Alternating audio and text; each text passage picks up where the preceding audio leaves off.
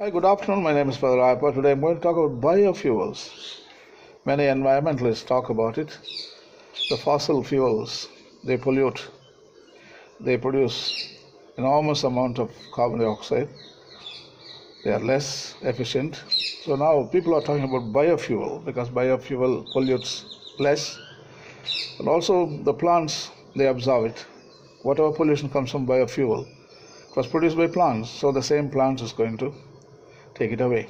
The plants act like carbon sinks. So anyway, what are the pros and cons of switching from oil to plant-based biofuels? Since biofuels are derived from agricultural crops, they are inherently renewable. That is the first one. It's renewable. Fossil fuel, once you take it away, it's lost. Coal, diesel, petrol, they were produced some 250 million years ago during the Triassic and the Silurian periods. But now, once you take it away, everything is gone, lost to the plant. So they are exhausted. So biofuels are renewable. Coal, diesel, fossil fuels are non-renewable. One-time bonanza. When it finishes, lost. But biofuel, you can again and again, you can cultivate it, and you can plant and take. And our own farmers produce them domestically, reducing our dependence on unstable foreign sources of oil.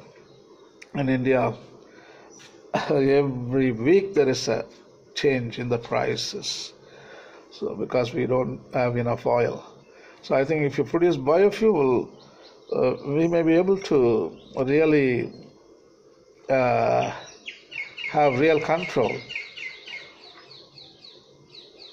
in India. So we should think about it. Additionally, also there is another naturally produced oil named as ethanol. Ethanol and biodiesel emit less particulate pollution than traditional petroleum-based gasoline and diesel fuels. Looked at in one way, they also do not contribute to global warming, since they only emit back to the environment the CO2 that their source plants absorbed out of the atmosphere in the first place.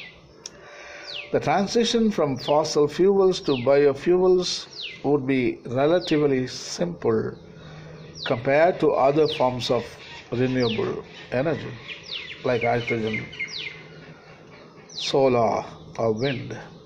If you have a diesel or flex fuel vehicle, it's already biofuel compliant, and concentrations of biodiesel can be burned in home heating oil tanks. Worldwide production of biofuels rose 28% in 2006.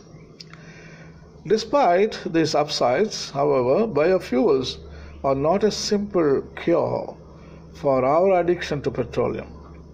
The wholesale societal shift from gasoline to biofuel, given the number of gas-only cars already on the road and the lack of ethanol or biodiesel pumps at existing filling stations, would take some time. In other words, there is no big infrastructure like gasoline bunks and the production. At the same time, you maintain the agriculture for food, because sometimes if they cultivate biodiesel, land is degraded, and the arable land and the land which was used for agricultural production will be taken away. And as the population increases and the agricultural productivity becomes less and less because of biodiesel and the ethanol promotion. Another major hurdle for widespread adoption of biofuels is the challenge of growing enough crops to meet demand, something skeptics say might well require converting just about all of the world's remaining forests and open spaces to agricultural land, replacing only 5% of the nation's diesel consumption with biodiesel would require diverting approximately 60% of today's soy crops to biodiesel production, says Matthew Brown, an energy consultant and former energy program director at the National Conference of State Legislature. That's bad news for tofu lovers. Ethanol is primarily used today as an octane boosting fuel additive, but can also be used in 85% concentrations in flex fuel versions of such vehicles as the Ford Explorer and Chevy Silverado. In order to stimulate production, the United States offers generous tax-based subsidies to farmers who grow crops for ethanol. But according to U.S. Berkeley researcher Tad Pat Sack, people tend to think of ethanol and see an endless cycle. Corn is used to produce ethanol. Ethanol is burned and gives off carbon dioxide, and corn uses the carbon dioxide as it grows. But that isn't the case. Fossil fuel actually derives the whole cycle. Another dark cloud is energy yields. Cornell University researcher David Pimentel, who has collaborated with Pat Sack, concludes that producing ethanol from corn requires 29% more energy than the end product itself is capable of generating. He found similarly troubling numbers in making biodiesel from soybeans. There is just no energy benefit to using plant biomass for liquid fuel, says Pimentel.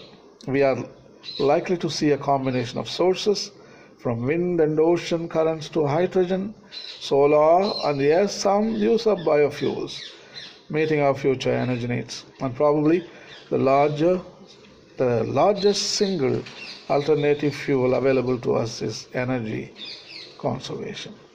So I think even biofuel has the low side, and the best thing is we need to consume less.